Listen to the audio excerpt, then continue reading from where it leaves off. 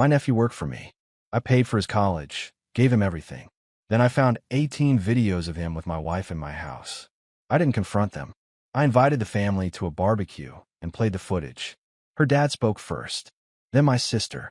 What came next tore everything apart. My name is Evan Carmichael. I'm 44 years old, and up until 3 weeks ago, I thought I had it all figured out. I run an import-export business that I built from scratch 20 years ago. We handle electronics, specialty goods, connections across 3 continents. It's not Fortune 500 territory, but it pays well enough for the house in suburban Phoenix, the lake cabin, 2 nice cars. My wife Margot is 42, works as a marketing director at a tech firm downtown. Our son Blake just started his 2nd year at Arizona State, studying mechanical engineering. Smart kid, good head on his shoulders. My nephew Jay is 26. He's my sister Rachel's boy. Rachel raised him alone after her husband walked out when Jay was 12. I stepped in where I could, helped with school expenses, gave him his first real job at my company 3 years ago. He works as my purchasing manager now. Good with suppliers, sharp negotiator. Or at least I thought he was sharp. Turns out he was negotiating more than wholesale prices. The discovery happened on a Tuesday. I was in my home office, cleaning out old files before the quarterly audit. We used to have a nanny cam system back when Blake was little. 5 years ago, maybe 6. Margot insisted we keep the footage archived. Said it was cute memories of Blake learning to walk, that kind of thing. I'd moved the drives to a box in my closet and forgotten about them. I was clearing space on my computer when I found a backup drive labeled Home Security 2019 to 2020. I almost tossed it. Almost. But something made me plug it in. Maybe curiosity. Maybe instinct. The drive took forever to load. When the file list finally appeared, most clips were what I expected. Blake's 3rd birthday party. Margot gardening. Me grilling burgers. Then I saw a thumbnail dated August 2020. The preview frame showed our living room. The leather couch Margot picked out. Our wine rack. And 2 people who shouldn't have been alone together in my house on a Wednesday afternoon. I clicked play. Margot walked in a frame first, laughing at something off camera. She wore the blue sundress I bought her for our anniversary. Then Jay appeared behind her, holding a bottle of wine from our collection. A bottle I'd been saving for a special occasion. He opened it like he owned the place. Like it was his house, his wine, his right to be there. They sat close. Too close. Her hand touched his arm, then his knee, then his face. I didn't move. Didn't breathe. Just watched as my wife leaned into my nephew the way she used to lean into me. The timestamp in the corner glowed steady. Wednesday, August 12th, 2020, 2:47 p.m. I would have been at the port of Long Beach that day, meeting with suppliers. 3 hours away. Margot told me she was working from home. Jay said he had vendor meetings across town. The footage lasted 11 minutes. I watched all of it. Then I watched it again. My hand stayed steady on the mouse. No shaking. No tears. Just a cold, expanding emptiness in my chest. When I finally closed the file, the sun had set outside my office window. I could hear Margot downstairs in the kitchen, humming while she made dinner. The same tune she always hummed. The same woman who kissed me goodbye that morning. Who asked me to pick up milk on the way home.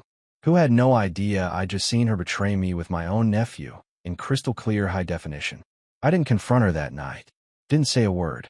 I went downstairs, ate the pasta she made, complimented the sauce. She smiled at me across the table, asked about my day. I told her it was fine, productive, nothing unusual, but everything had changed, and she had no idea the clock had started ticking. The next morning, I woke up at 5. Margot was still asleep, her breathing steady and peaceful. I looked at her lying there, hair spread across the pillow, and felt nothing. No anger, no sadness, just calculation. I went to my office and started digging. The backup drive held more than that one video. Much more. I found 18 separate files spread across 4 months in 2020. Different days, different times. Always when I was traveling or stuck at the warehouse. Always Wednesday or Thursday afternoons.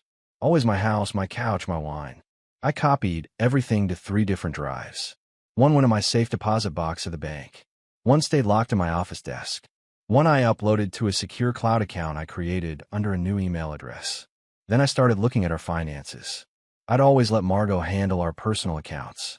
She was better with budgets, liked keeping track of expenses. I focused on the business. It worked for 20 years. Or I thought it did. Now, I pulled up our joint checking account. The statements went back 3 years online. I started scanning line by line, looking for anything unusual. For the first hour, everything looked normal. Groceries, utilities, gas, the usual household expenses. Then I found it. A transfer to an external account. $5,000, dated March 2021. The memo line said, "Loan to Rachel." My sister. I remembered that. Rachel needed help with her car payment. Margot offered to transfer the money, said we could afford it. I agreed, except the account number wasn't Rachel's. I checked the next month. Another transfer. $3,000. Memo, Rachel car repair. Then May, $4,000. June, $5,000. The pattern continued through summer and fall of 2021. By December, Margot had transferred $32,000 to that same account. I called the bank. The representative told me I needed to come in person for account details. I was there when they opened. The account belonged to Jay Sinclair, my nephew. $32,000. My money. Transferred by my wife. To my nephew. The same nephew who was sleeping with her in my house while I worked to pay for everything. I sat in my car in the bank parking lot for 20 minutes, staring at the statement printouts. The numbers didn't lie. The dates aligned with the videos. This wasn't just an affair. This was systematic. Planned. They'd been using my money to fund whatever this was. I drove to the office. Jay was already there, sitting at his desk in the purchasing department, typing on his computer. He looked up when I walked in, gave me that easy smile he always had. "Morning, Uncle Evan," Jay said. "Early start today. Supplier issues." I replied, keeping my voice level. "Needed to check some invoices. Let me know if you need help," he offered. I nodded and walked to my office. Closed the door, sat at my desk, and pulled up our corporate credit card statements. Jay had a company card. I'd given it to him 2 years ago for business expenses, vendor meals, travel, that sort of thing. I trusted him. Another mistake. I scrolled through the charges. Most were legitimate. Restaurants where we met with suppliers. Hotels during trade shows. But then I saw others. Jewelry stores. Florists. A women's boutique. Charges that had nothing to do with business. I pulled up the dates and cross-referenced them with the videos. The jewelry purchase happened 2 days before one of the videos. The florist charge was the same week as another. My nephew was buying gifts for my wife with my credit card, and I've been approving the expenses every month without questioning them. I printed everything. Every bank statement, every credit card charge, every suspicious transaction. The stack of papers grew thick on my desk. Evidence. Proof. Ammunition. Jay knocked on my door around 10. "Hey, I'm heading out to meet that supplier from Taiwan. Should be back around 2. "No problem," I said, not looking up from my computer. "Take your time." He left. I watched through the window as he got into his car. The car I'd helped him buy last year. Given him a bonus specifically for the down payment. That afternoon, I had my first appointment. A lawyer. She listened to everything without interrupting, made notes in a leather portfolio. "Keep gathering evidence," she said finally. "Document everything. And don't tell anyone. Not your wife, not your sister, nobody. The element of surprise is your biggest advantage." I nodded. I understood perfectly. The clock was ticking, but only I could hear it. The attorney's office was downtown, 20th floor with a view of the valley. Her name was Catherine Rhodes. Mid-50s, steel gray hair, eyes that didn't miss anything. "Show me what you have," she said. I laid out the printouts. Bank statements, credit card charges, video timestamps. She studied each page in silence, making notes on a yellow pad. "This is systematic," Catherine said finally. "The transfers align with the videos. The credit card purchases match up. They weren't hiding it well because they didn't think you'd look. I wasn't supposed to find that backup drive," I said. "It was luck. Their bad luck." She leaned back in her chair. "Here's what we do. Keep everything quiet. Continue acting normal. Gather more evidence if you can. Don't confront either of them yet." "I won't." "Good. Because the moment you tip your hand, they'll start covering tracks. Deleting messages, moving money, creating stories. Right now, they think they're safe. That's your advantage." I left her office with a clear plan. Keep working. Keep smiling. Keep pretending. That evening, I remembered something. A year ago, maybe longer, we'd had a family picnic at the lake. 4th of July weekend. The whole family came. Rachel, Jay, Margot's parents, some cousins. Blake was home from his first year of college. I'd taken photos that day, hundreds of them, stored on my phone, backed up to the cloud. I pulled them up now, scrolling through images of grilled burgers and sparklers and sunset over the water. Then I found it. One photo, taken as the sun was setting. I've been trying to capture the orange light on the water. But in the foreground, slightly out of focus, stood Margot and Jay. They were by the coolers, presumably getting drinks. But Jay's hand was on Margot's lower back, and she was leaning into him, laughing at something he'd said. At the time, I deleted the photo. Thought it was a bad shot, too blurry. But my phone kept deleted photos for 30 days in a separate folder, and some cloud backup had preserved it. I zoomed in on their faces, the way she looked at him, the casual intimacy of his touch. This was July 2023, more than a year ago. The videos were from 2020, which meant this thing between them had been going on for at least 3 years. Probably longer. I'd suspected something back then, hadn't I? Some instinct had made me notice that moment enough to photograph it. But I'd pushed the thought away. Told myself I was being paranoid. Jay was family. Margot loved me. I'd been a fool. The next morning, I got to the office early. Pulled Jay's employment file. I'd hired him in January 2021, right after he finished his associate degree. The degree I'd paid for. $8,000 in tuition over 2 years. I'd written the checks myself, proud to help my nephew get an education. He started as a warehouse assistant. Within 6 months, I promoted him to purchasing coordinator. A year later, purchasing manager. I'd justified every promotion. He was smart, dedicated, good with suppliers. Never mind that he was sleeping with my wife. Never mind that he was stealing from me. The bonuses added up too. I gave him $5,000 last Christmas, $3,000 the year before.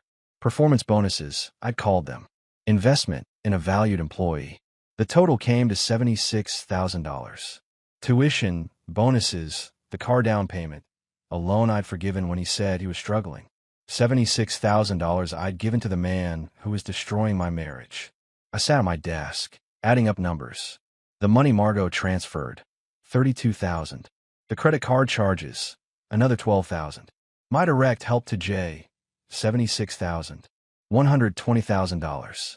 That's what this betrayal had cost me so far, not counting what I'd lose in the divorce. My phone buzzed. Text from Margot. Don't forget Blake's coming home this weekend. Maybe we could do dinner Saturday. I texted back. Sounds good. Looking forward to it. She sent back a heart emoji. I stared at that little red heart on my screen. Wondered how she did it. How she sent me hearts and kissed me goodnight and let me make love to her while she was carrying on with Jay. How she looked me in the eye every single day and lied. Jay walked past my office window, carrying coffee from the break room. He waved. I waved back. We were all pretending, but I was the only one who knew the truth. Blake came home Friday afternoon, driving the used Honda I bought him for college. He looked good, taller somehow, though that was impossible. He'd filled out from working out at the campus gym. My son was becoming a man. Hey, Dad, Blake said, dropping his duffel bag in the hallway. He hugged me, strong and solid. Good to have you home, I told him, and meant it. In all this ugliness, Blake was the one pure thing. Innocent, untouched. Margot came downstairs, all smiles. There's my boy. She hugged Blake, fussed over him, asked about classes and friends, and whether he was eating enough. We had dinner that night, the 3 of us. Margot made Blake's favorite, pot roast with potatoes. We talked about his engineering projects, his roommate's terrible cooking, the football games he'd been to. Normal family conversation. Like nothing was wrong. But I watched Blake closely.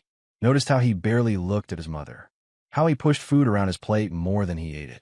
How his smile didn't quite reach his eyes. After dinner, Blake and I sat on the back patio. Margot was inside, cleaning up. I handed Blake a beer. He took it without comment. How are you really doing? I asked. Blake stared at his beer bottle. Fine. School's good. Busy. You seem tired. Yeah, well, lots of studying. He took a long drink. Dad, can I ask you something? Anything. He hesitated, looked toward the house, making sure Margot couldn't hear. Are you and Mom okay? My heart stopped. What makes you ask that? I don't know. Just a feeling. Blake shrugged, but his shoulders stayed tense. She seems different lately. Distracted. And you seem, I don't know, distant. I chose my words carefully. Marriage has ups and downs. We're fine. Blake nodded, but he didn't look convinced. And Jay? How's he doing at work? Jay's fine. What? No reason. Just wondering. Blake finished his beer. He used to text me all the time. We'd play video games online, talk about sports. But the last few months, he's been, I don't know, off. Off how? Like he's avoiding me or something. I'll message him, and he won't respond for days. Then he makes some excuse about being busy. Blake crushed the empty bottle in his hand. We were tight, you know. He was like the cool older brother I never had. Now it's like he's ghosting me. I felt something cold settle in my stomach. Blake and Jay had been close. I'd encouraged it, happy my son had a good male role model besides me. Now I understood why Jay was pulling away. Guilt, shame, or maybe just fear of getting caught. People get busy, I said. I'm sure it's nothing personal. Yeah, maybe. Blake stood up. I'm gonna head to bed. Long drive. Blake. He turned back. You know I love you, right? No matter what happens. He looked confused. I know, Dad. Love you too. I watched him go inside. Wondered how much he'd guessed. Wondered how I'd explain it all when the time came. Saturday morning, I was in my office when my phone rang. Unknown number. Mr. Carmichael? Female voice, young. This is Melissa Merritt. I'm Jay's girlfriend. I sat up straight. Yes. Hello, Melissa. I need to talk to you. In person. It's important. She sounded stressed. Scared even. Okay. When? Today? I know it's short notice, but I really need to talk to someone, and I can't talk to Rachel about this. We met at a coffee shop across town. Melissa was 29, petite, with dark hair and worried eyes. She sat across from me, hands wrapped around a cup of tea she wasn't drinking. I don't know how to say this, she began. Just say it. I think Jay's cheating on me. She looked up, eyes shining with unshed tears. I've thought it for months, but I kept telling myself I was paranoid. But lately, it's worse. He's gone all the time. Says he's working, but when I call the office, you guys say he left hours ago. He comes home smelling like perfume. Expensive perfume, not mine. My jaw tightened. Go on. And he's been weird about his phone. Won't let me see it. Changes the subject when I ask about his day. Last week, I found a receipt in his jacket. For jewelry. A necklace. Really expensive. He never gave me any necklace. She pulled out her phone, showed me a photo of the receipt. Same jewelry store from the credit card statements. Same date. Melissa, why are you telling me this? Because you're his boss. You're his uncle. You know him better than anyone except Rachel. She wiped her eyes. And because there's something else. What? I'm pregnant. Her voice broke. 10 weeks. I found out last month. I was going to tell him, but then all this started, and now I don't know what to do. I sat back, processing.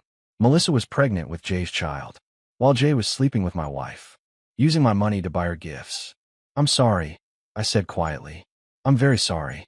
Do you think he's cheating?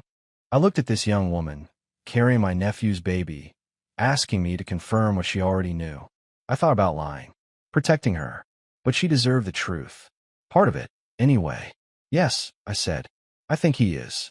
She nodded slowly, like she'd expected that answer. What should I do?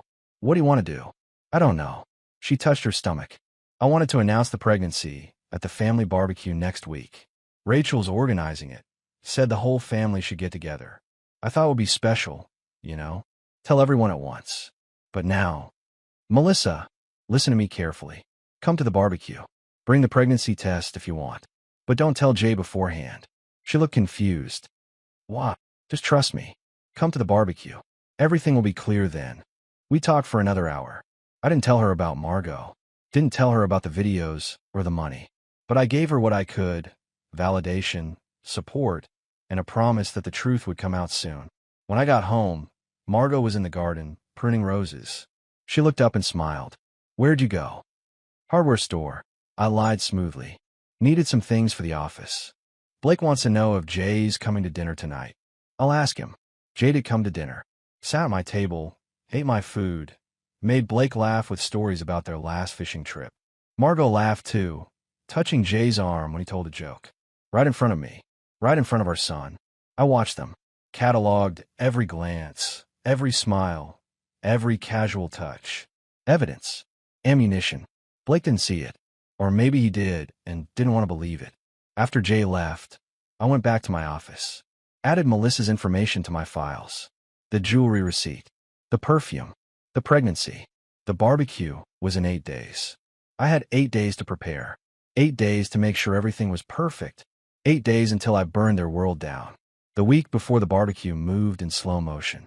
Every day felt like an eternity. Every conversation with Margot, or Jay, felt like walking through a minefield, carefully placing each word, each expression, making sure nothing slipped. Monday morning, I met with Catherine again. She brought a forensic accountant named David Chun. No, wait, David Harrison. He spread the bank statements across the conference table, making notes with mechanical precision. The pattern is clear, David said. Transfers every month, always round numbers. 3,000, 5,000, 6,000. This isn't random. This is systematic fraud. Can we use this in court? I asked. Absolutely. Combined with the video evidence, you have an airtight case. He looked up at me. Your wife won't fight this. She can't. Catherine nodded. We'll file immediately after your event. Have the papers ready. She'll be served Monday morning. What about criminal charges? She stole from our joint account. That's trickier, Catherine said. Joint account means joint access. But we can argue fraud, especially given the false pretenses. The transfers were supposedly for your sister, but went to the nephew instead. I thought about Rachel. My sister had no idea her name had been used to cover an affair. That would hurt her almost as much as the betrayal itself. Tuesday, I installed new security cameras at the house. Told Margot they were upgrades, better resolution. She didn't question it. Why would she? I never questioned anything she did. The cameras went in the living room, the kitchen, the garage, all linked to my phone. I could watch from anywhere now, see if Jay came over while I was at work. But he didn't. They'd gotten careful. Or maybe they just moved their meetings elsewhere. Wednesday, I withdrew $50,000 from our savings. Put it in a separate account under my name only. Catherine had advised me to secure assets before filing. Margot had access to all our accounts. The moment she knew I was onto her, she drained everything she could. Thursday, Jay asked for Friday off. Said he had some personal business to handle. I approved it without hesitation. Checked the tracking app on his company phone afterward. He drove to a jewelry store in Scottsdale. Spent 90 minutes there. Came out empty-handed, which meant he'd ordered something custom. My credit card statement would show that purchase in a few days. Another gift from my wife, bought with my money. Friday evening, Blake came home again. He looked even more tired than last week. We sat on the patio after dinner. Same spot, same beers. Dad, I need to tell you something, Blake said quietly. My heart stopped. What? I've been thinking about taking a semester off. Maybe 2. He wouldn't meet my eyes. School's not going well. I'm failing 2 classes. Can't focus. Can't sleep. Blake, what's going on? I don't know. Everything just feels wrong lately. Like something's coming, something bad. And I can't stop it. He finally looked at me. Am I crazy? I want to tell him everything. Wanted to prepare him for what was coming Sunday. But I couldn't. Not yet. You're not crazy, I said. Sometimes we sense things before we understand them. Trust your instincts. Should I not come to the barbecue Sunday? No. I need you there. We all do. Blake nodded slowly. Okay. I'll be there. Saturday, I did a final check of everything. The video files, backed up in 4 locations. The financial records, printed and organized. The timeline, documented and verified. Every piece of evidence labeled, indexed, ready. I set up the TV in Rachel's backyard where the barbecue would be. Told her I wanted to show some old family videos, get everyone laughing. She loved the idea. Had no clue what was really coming. That night, Margot curled up next to me in bed. Put her head on my chest like she'd done for 20 years. I love you, she whispered. I stared at the ceiling. I love you too. The lies came easy now. Maybe they always had. Sunday morning arrived clear and hot. Perfect Arizona weather for a barbecue. I woke up at dawn, couldn't sleep anymore. Margot was still asleep beside me, peaceful and beautiful, and completely unaware that this was her last morning as my wife. I showered, dressed in jeans and a polo shirt. Nothing special, just another family gathering. I loaded the car with the things I'd need. A laptop, a small projector, extension cords, the USB drive with the videos, tucked in my pocket. Margot came downstairs around 8, already dressed in a yellow sundress, the same color she'd worn in one of the videos. You're up early, she said, kissing my cheek. Couldn't sleep. Excited to see everyone. Me too. It's been too long since we had the whole family together. She poured coffee. Jay's bringing Melissa. Have you met her? Once or twice. She's sweet. A little young for him, but sweet. The irony wasn't lost on me. Melissa was 29. Margot was 42. Jay was 26. But somehow Melissa was too young, while Margot was just right. Blake came down at 9, looking like he'd barely slept. I caught his eye, gave him a slight nod. He nodded back. Whatever happened today, we'd get through it together. We drove to Rachel's house, separately. Margot went early to help set up. Blake and I came later, carrying the equipment I'd need. Rachel's backyard was already full of people when we arrived. My sister had outdone herself.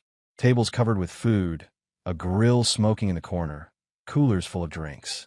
Margot's parents were there, Douglas and Patricia, some cousins, a few family friends, and Jay, standing by the grill with a beer, laughing at something Rachel said. Melissa stood beside him, hand resting protectively on her still flat stomach. She saw me and gave a small, knowing nod. I set up the projector and screen near the patio, told everyone I had some old family videos to share after lunch. Everyone seemed excited. Rachel especially. Oh, this will be fun, my sister said. Remember when you and I went through all those old tapes last year? So many memories. So many, I agreed. Margot came over, handed me a plate of food. You okay? You seem tense. Just hot. I'll be fine. We ate. We talked. We laughed. Jay told stories about work, careful not to mention the credit card charges or the jewelry or the afternoons at my house. Margot talked about her job, her latest marketing campaign, her plans for remodeling the kitchen. Blake sat quietly, eating mechanically, watching everything with worried eyes. Around 2 o'clock, I stood up, tapped my beer bottle with a fork to get everyone's attention. Hey, everyone. I wanted to share something special today. Some old videos I found recently. Memories I think we should all see. People gathered around, pulled chairs closer. Margot sat in the front row, smiling. Jay stood behind her, casual and comfortable. I turned on the projector. The screen glowed white. This might be uncomfortable, I said quietly, but it's necessary. Then I pressed play. The screen flickered to life. For a moment, just the timestamp. August 12th, 2020, 2:47 p.m. Then the image resolved. Our living room, the leather couch, the wine rack, and Margot, walking in a frame, laughing. The backyard went silent. Jay appeared next, holding a wine bottle. My wine. He popped the cork, poured 2 glasses. They sat close. Too close. Her hand on his arm, his hand on her knee. I watched the faces around me instead of the screen. Watched Margot's smile freeze, then shatter. Watched Jay's face drain of color. Watched Blake's expression crumble as understanding hit him. Douglas, Margot's father, stood up slowly. His chair scraped against concrete, loud in the absolute silence. He stared at the screen, jaw working, but no words came. His face had gone gray. On screen, Margot leaned in, kissed Jay, long and deep and undeniable. Patricia, Margot's mother, made a small sound. Not quite a gasp, not quite a sob. The video played for 2 more minutes. I'd edited it down to the most damning parts. Nothing explicit, but intimate enough. Proof enough. The timestamp stayed visible the entire time. When it ended, I let the silence hold for a moment, then switched to the next file. Different date. September 3rd, 2020. Same couch. Same 2 people. Turn it off, Margot whispered. Her voice broke. Please. I didn't respond. Let the second clip play. Rachel moved first. My sister walked slowly toward Jay, her face a mask I'd never seen before. Not angry. Worse. Disappointed. Devastated. Mom, Jay started. His voice came out hoarse. Mom, I can explain. Don't. Rachel's voice was steel. Don't say another word. I paused the video. Turned to face everyone. I found these 3 weeks ago. 18 videos total, spanning 4 months in 2020. I had them verified by a forensic expert. They're real. Unedited. Time-stamped. Douglas finally found his voice. It came out as a roar. In his house. He pointed at Jay. You did this in his house. Under his roof. Margot tried to stand. Dad, please let me. Sit down. Douglas's command stopped her cold. He turned to me. Did you know about this? Not until 3 weeks ago. And you waited? You planned this. Patricia looked between me and the frozen screen. You brought us all here for this. Would you have preferred I handle it privately? I asked calmly. Let them continue lying to everyone. Let Jay keep working for me while sleeping with my wife. Let Margot keep pretending she loved me. Melissa stood up. Her face was pale but composed. She walked over to Jay, looked him in the eye. The perfume I smelled on you, Melissa said quietly. The jewelry receipt I found. The nights you said you were working. She touched her stomach. I'm 12 weeks pregnant, Jay. I was going to tell everyone today. Surprise announcement. Jay's mouth opened. Closed. No words came. But I talked to Evan last week, Melissa continued. He told me to come today. To see the truth. She looked at the screen, at Margot's frozen image. Now I understand. The woman you were cheating with is your aunt. Your uncle's wife. The words hung in the air like poison. Rachel's hand came up fast. The slap echoed across the backyard. Jay's head snapped to the side. You have 24 hours to get out of my house, Rachel said, her voice shaking now. I don't have a son who would do this. Not to family. Not to anyone. Jay touched his reddening cheek. Mom, please. 24 hours. Then I'm changing the locks. Margot finally stood, tears streaming down her face. She turned to me. You couldn't just talk to me. You had to humiliate me in front of everyone. I met her eyes. Kept my voice level. You humiliated yourself. I just showed everyone what you've been hiding. You violated my privacy. You spied on me. I found security footage from our own home. Footage you knew existed. I pulled out my phone, pressed play on audio file. And before you claim he seduced you, or you were confused, or any other excuse, listen to this. Jay's voice came through the speaker. Tomorrow at 2? He'll be in Long Beach until 6. Then Margot's voice. Perfect. Bring that wine he's been saving. He'll never know. Both of them laughing. I stopped the recording. You planned it. Both of you. Used my travel schedule. Drank my wine. Laughed about it. Douglas turned away, hand over his mouth. Patricia was crying now, quiet sobs. Blake stood up, walked toward Jay. My son was taller, broader. Jay took a step back. You were my hero, Blake said. His voice shook with rage. I looked up to you. I wanted to be like you. He got close, right in Jay's face. And you were sleeping with my mother the whole time. Blake's fist moved before anyone could react. Connected with Jay's jaw. Jay went down hard, hit the grass. Blood trickled from his split lip. Blake, Margot screamed. I put a hand on my son's shoulder. That's enough. Blake was breathing hard, fist still clenched. But he stepped back. Jay stayed on the ground, hand to his bleeding mouth, looking up at the circle of family that had closed around him. No sympathy, no support, just disgust. I looked at Rachel. I'm sorry you had to see this, but you deserve the truth. My sister nodded slowly. Tears tracked down her face. Thank you for telling me, for showing me what he really is. Then Rachel turned to Melissa. I'm so sorry for what he did to you, for what you saw today. Melissa touched her stomach again. I know what I need to do now. She walked away, didn't look back at Jay, just left him there on the ground, bleeding and alone. The barbecue ended in silence. People left quickly, avoiding eye contact. Douglas and Patricia left without speaking to Margot. Just walked to their car, got in, drove away. Their daughter sat alone at a table, face buried in her hands. Rachel came to me as I packed up my equipment. You knew for 3 weeks. I did. You could have told me privately. Would you have believed me without proof? She thought about that. Probably not. I'd have defended him. Made excuses. Rachel looked at Jay, still sitting on the ground where Blake had left him. He's my son. I loved him. But I love you more. You're my brother. And what he did. She couldn't finish. I know. He needs to leave my house. Today. He will. Blake helped me load the car. He was quiet, hands still shaking slightly from the adrenaline. When we were done, he turned to me. I want to kill him, Dad. When I realized what the video meant. What they've been doing. Blake's voice was rough. How long have you known? 3 weeks. And you didn't tell me? I couldn't. Not until everyone knew. I feel like an idiot. All those times he came over. All those dinners. He was sleeping with Mom, right in front of us. I put my hand on his shoulder. You're not an idiot. You trusted family. That's not weakness. That's what family is supposed to do. What happens now? I'm filing for divorce tomorrow. Papers are already drawn up. Good. Blake looked back at Margot, still sitting alone. I don't think I can talk to her right now. You don't have to. We drove home in silence. Margot took her own car, left an hour after we did. When she finally came home, I was in my office. She knocked on the door. Can we talk? Her eyes were red, face blotchy from crying. I don't think there's anything to say. Please, just let me explain. I leaned back in my chair. Fine. Explain. She sat across from me, hands twisting in her lap. It started by accident. Jay came over to drop off some papers you'd forgotten. I was working from home. We talked. He listened.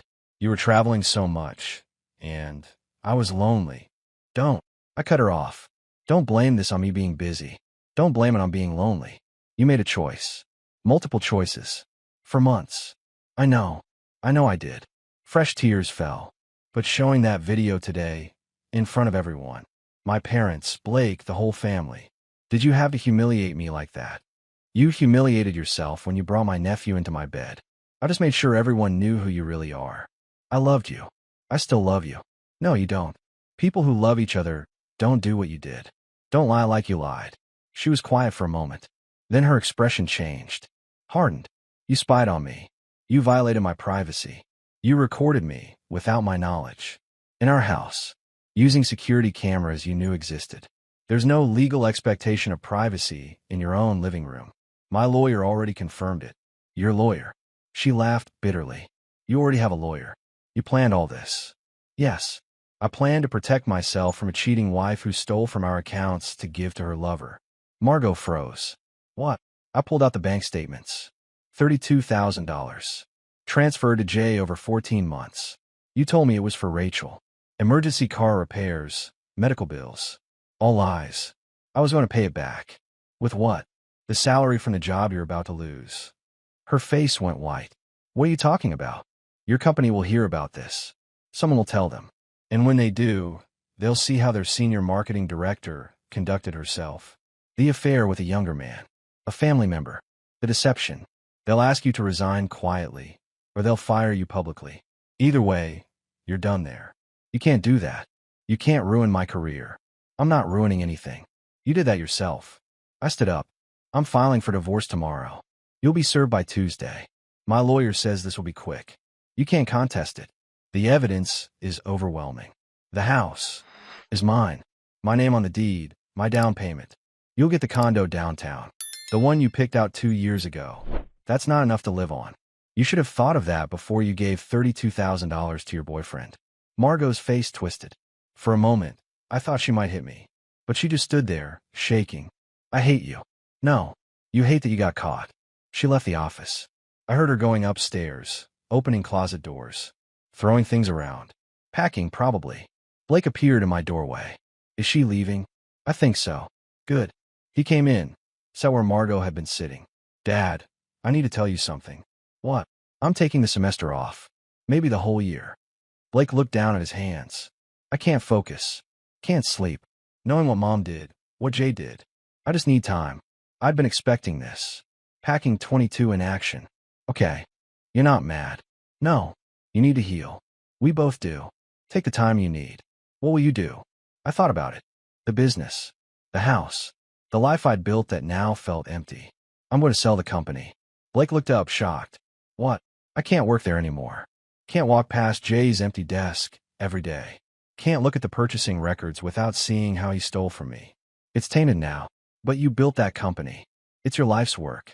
No. You're my life's work. And I choose you over a business.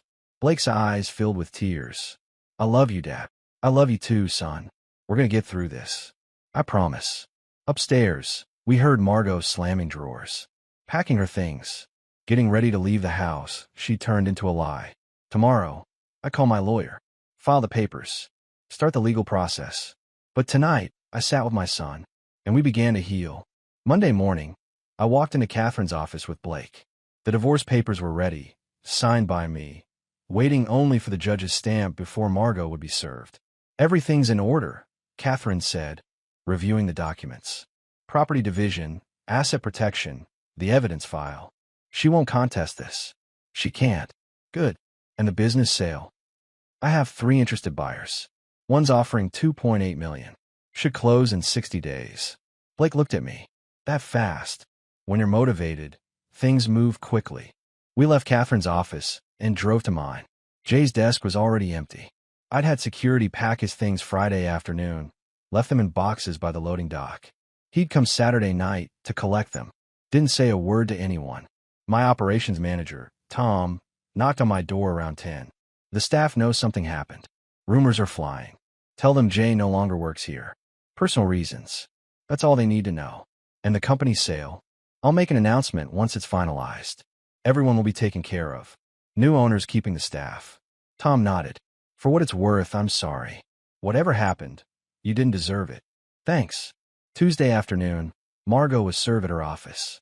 She called me immediately, voice shaking with rage. You're really doing this? Yes. The house, the business, everything. You're taking it all. I'm keeping what's mine. You get the condo. That's fair. Fair. You humiliated me in front of my entire family. You humiliated yourself. I just made sure everyone saw the truth. I kept my voice calm. Sign the papers, Margot. Don't drag this out. You can't win. She hung up. Wednesday, I got a call from Rachel. Jay's living in some motel off the interstate. Jennifer won't talk to him. None of the family will. Good. He's asking about his job. Whether you'd consider. No. He's done. I'll give him a severance check, 1 month's pay. That's more than he deserves. I agree. Rachel sighed. I keep thinking about how I raised him. Where I went wrong. You didn't go wrong. He made his choices. Still feels like my failure. It's not. It's his.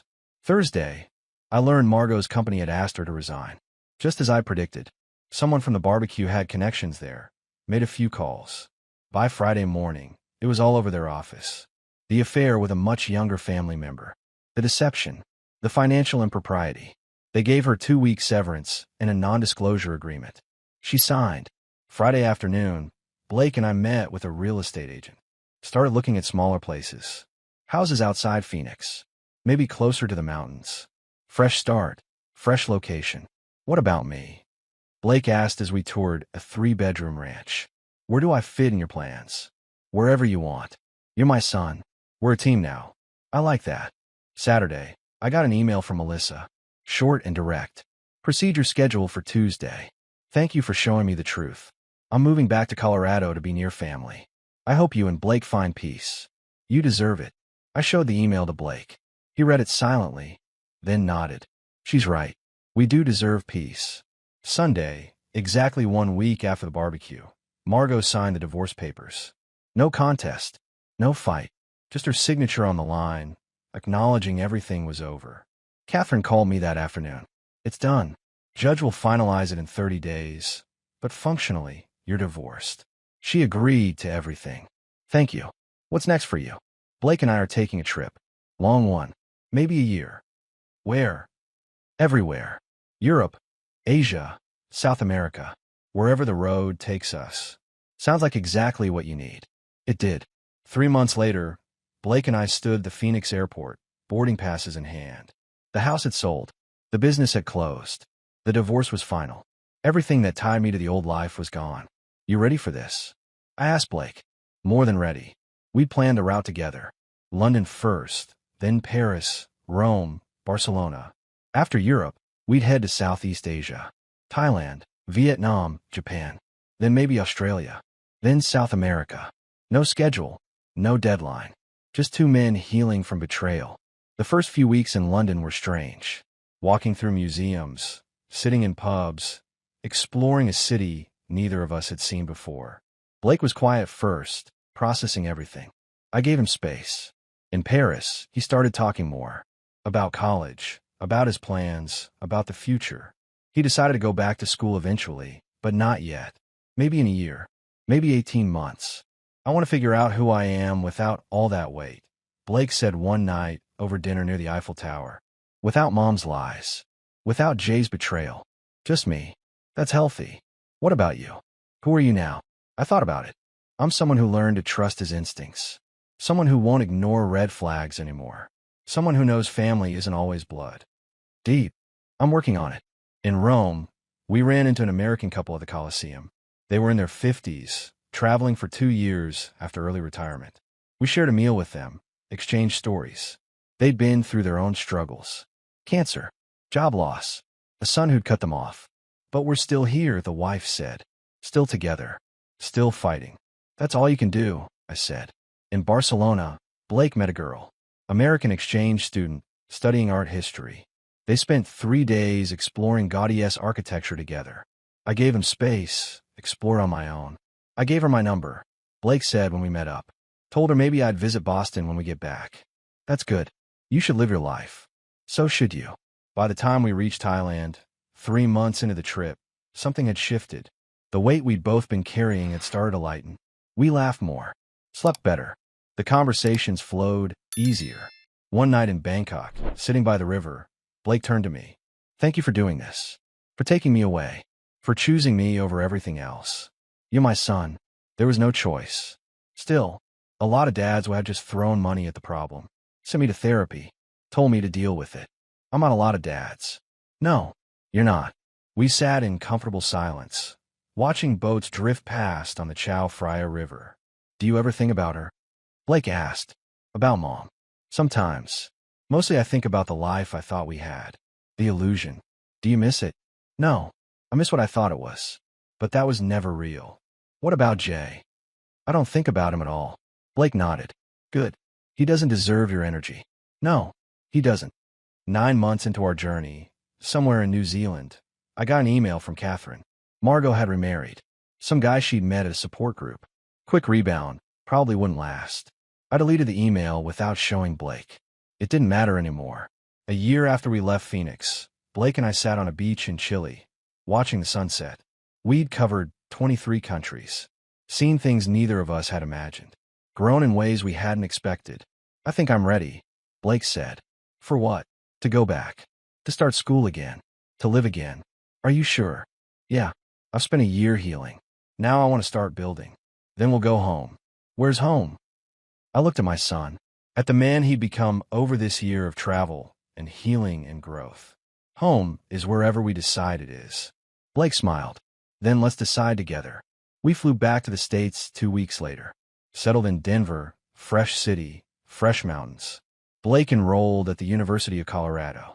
I started consulting for import businesses, using my experience without the emotional baggage. Life moved forward. The pain faded. The scars remained, but they became part of our story, not the defining chapter.